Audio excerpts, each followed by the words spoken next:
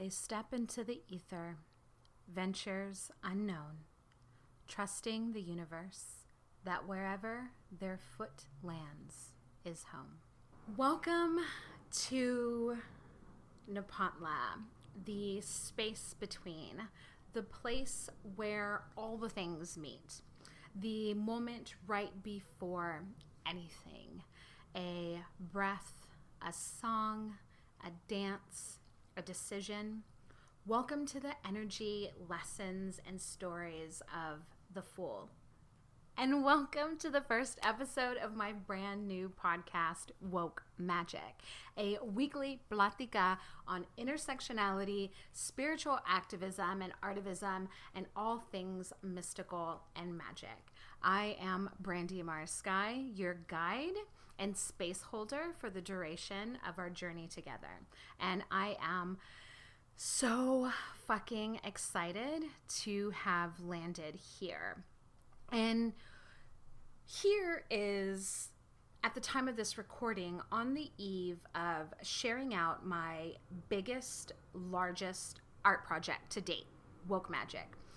So if you combined the year of Miss Diva US of A pageant prep, plus winning, plus a year of reigning, and all the other things, the belly dancing, artistic roller skating, all the creative things that I've done throughout my life, it still wouldn't capture and emote accurately what this moment that I am living and rooted in right now feels like. It's big and it's huge, and I want to say that I worked hard for it, but I'm not, because I am actively working on dismantling and decolonizing my language and my life. So instead, I'm choosing words and phrases that feel most real and most descriptive versus those that are automatic, learned, and habitual. So what I really want to say and give gratitude for is this. I arted, alchemized, and attuned radically deeply for this moment right here. I have worked on myself as well as this dream in tandem. And I'm really, really, really excited that after months and months of quiet work, I am finally at a point where I can share what I've been devoting myself to these last 3 months, and pretty much what I'm committing myself to devoting to for the rest of my life. And so in today's episode, I wanted to share my fool's journey that led me to the spot right here, right now, recording on my lime green blue snowball microphone, platicaing about this fool space with you.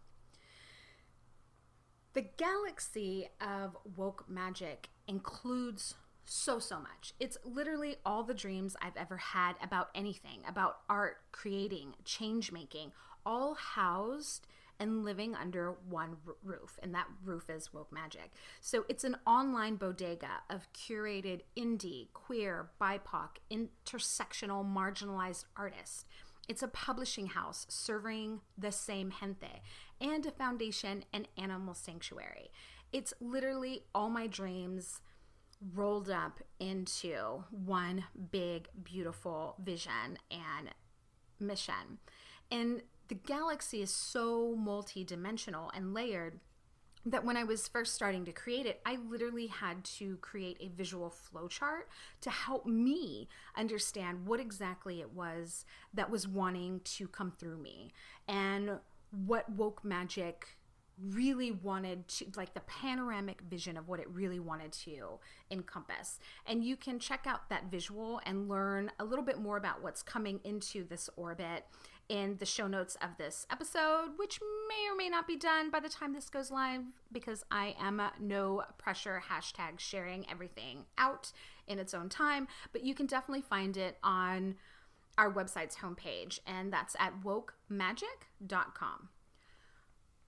So Wokemagic, which I have for the last maybe 3 weeks, have been consciously calling my big ass art project versus a business, was born from the intersections of my many, many incantations of all the things that I've been and done: writer, drag queen, artist, tarot reader, activist, student, and also all the multiple identities in which my body intersects: queer, brown, indigenous, two-spirit, and also my deep fire-fueled desire and insistence to be a part of the solution.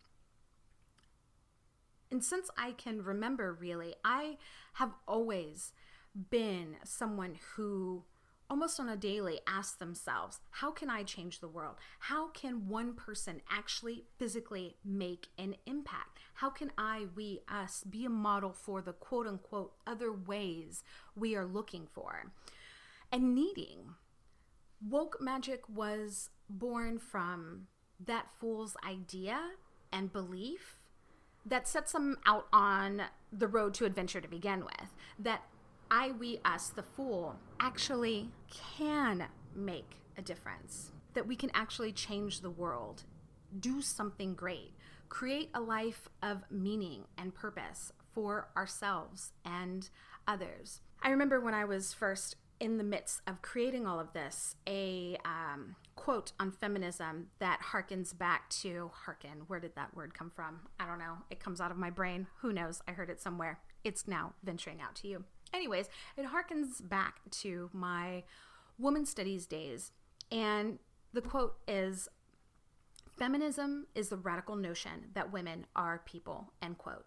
And Wokemagic was born really from the radical notion that we can model and live the solution now. And that's what I kept hearing on repeat in my head.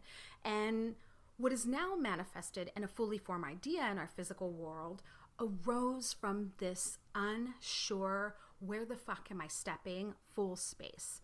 The space after, between, and before what comes next. It was born from the ashes of losing my 14-year animal soul companion, Simon.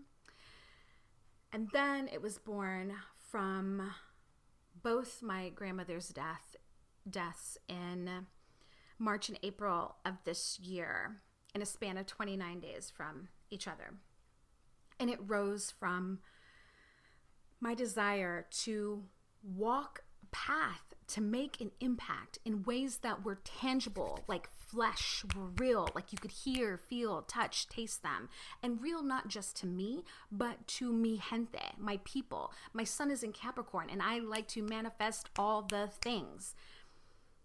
And like the fool, I had no idea exactly what I was looking for, how I was going to do it, what it would look like. But I made a leap anyway.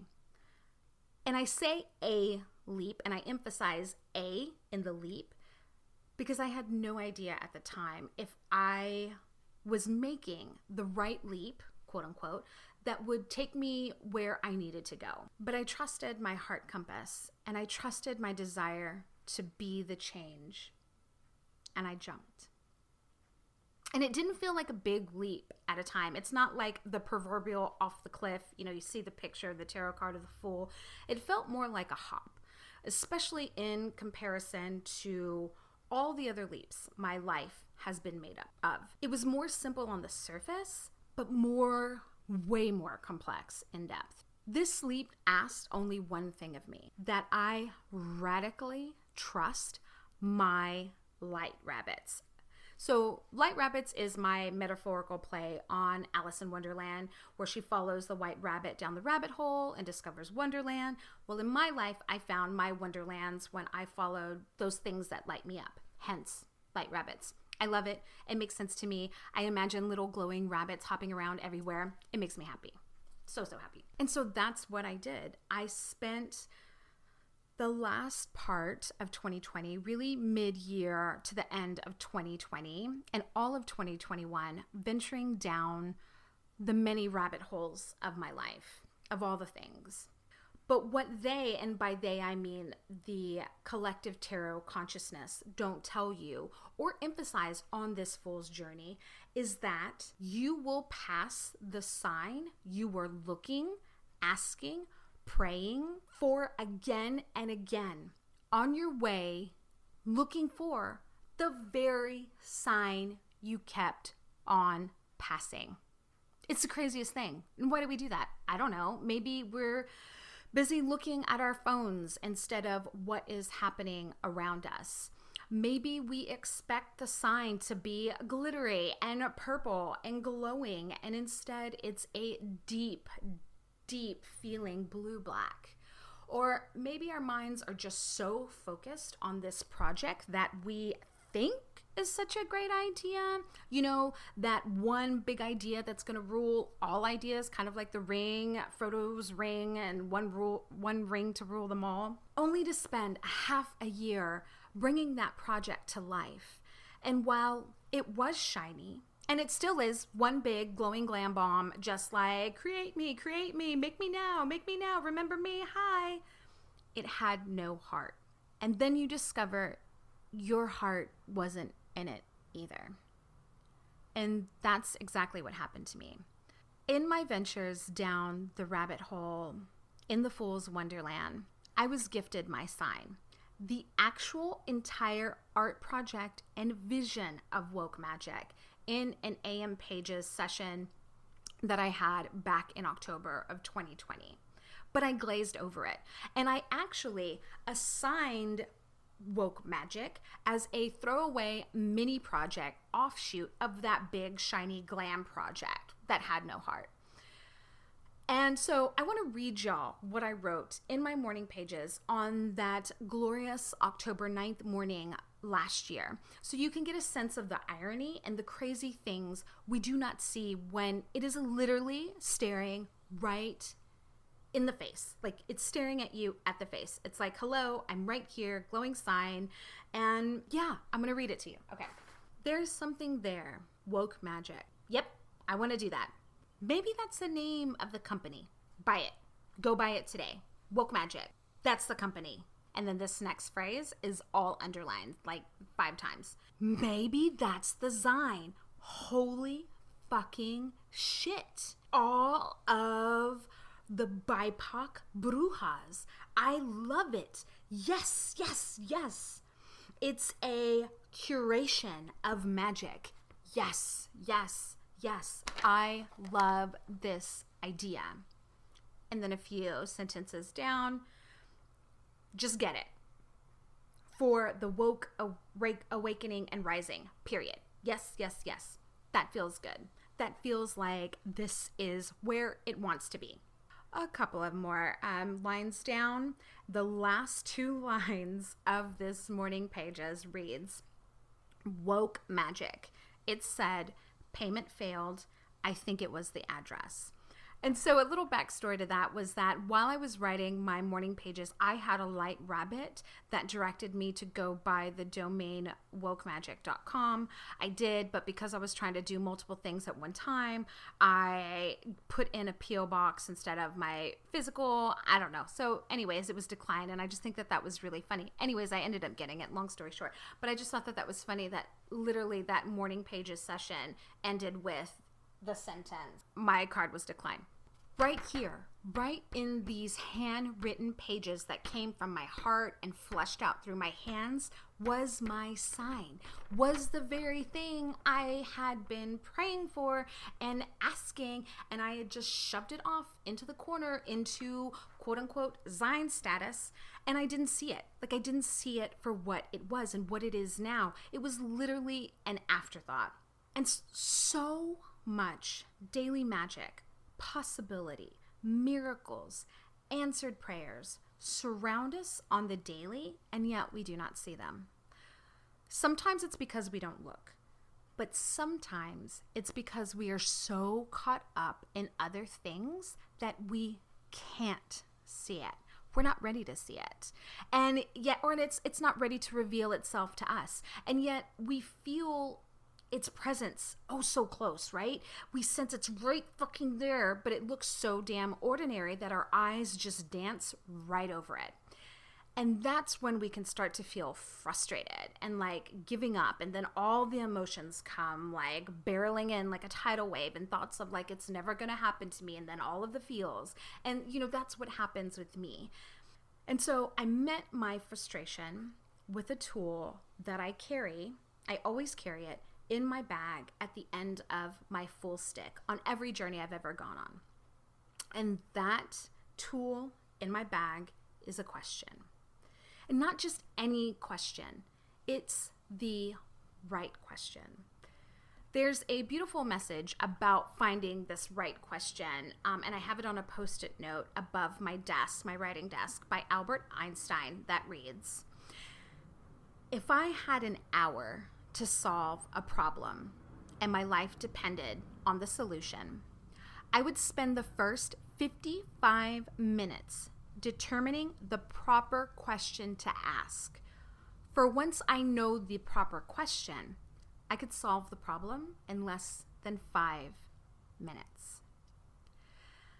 And I've lived my creative life, and really all facets of my life, in deep reverence and commitment to finding the right question to answer.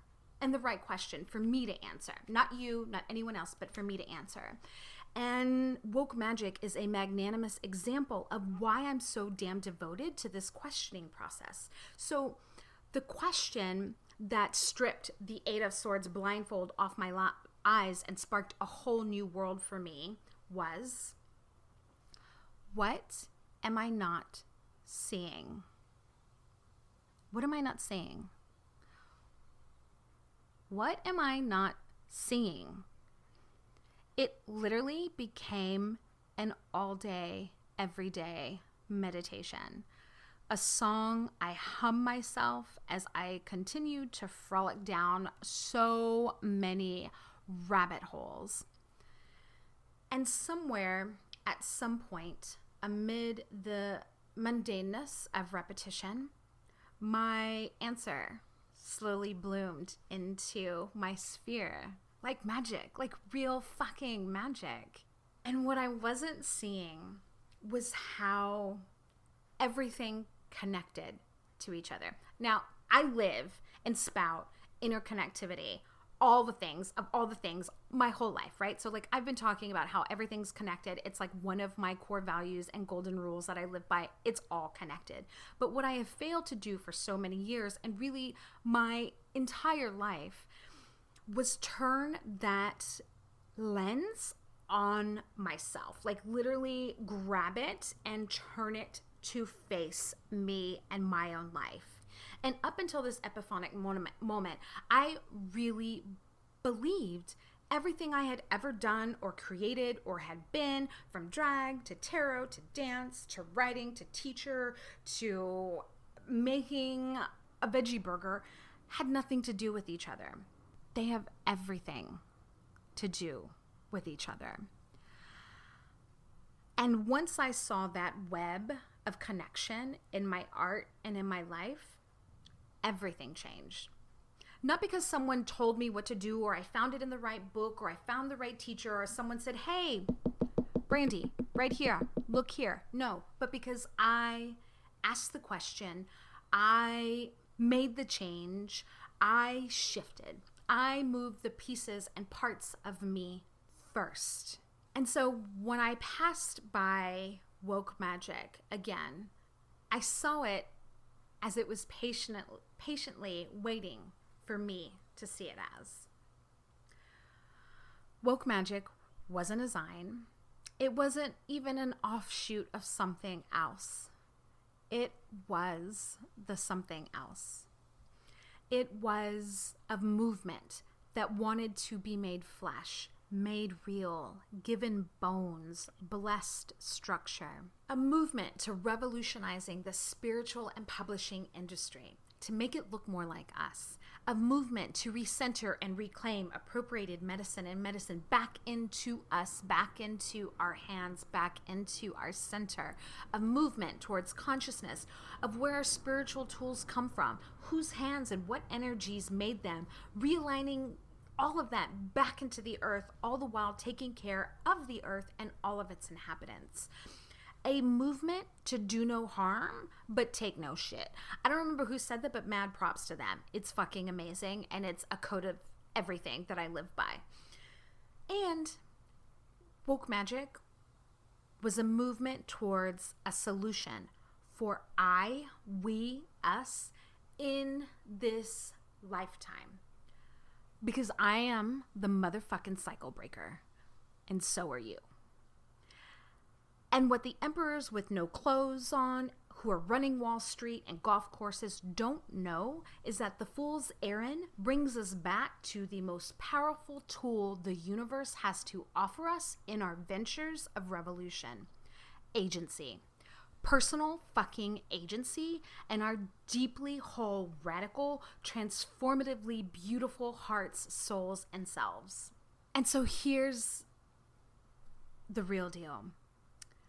We may be fools to believe that we can change the world through our life, work, and art, but we will never be so foolish to believe the colonizers' lies that tell us it can't be done any other way than the way it's always been.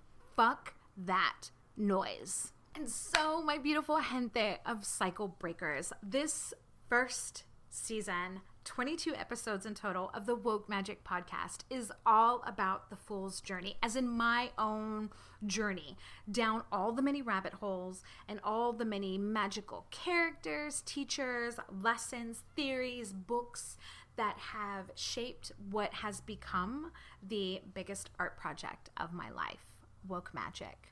And I am so excited to introduce this wonderland to you.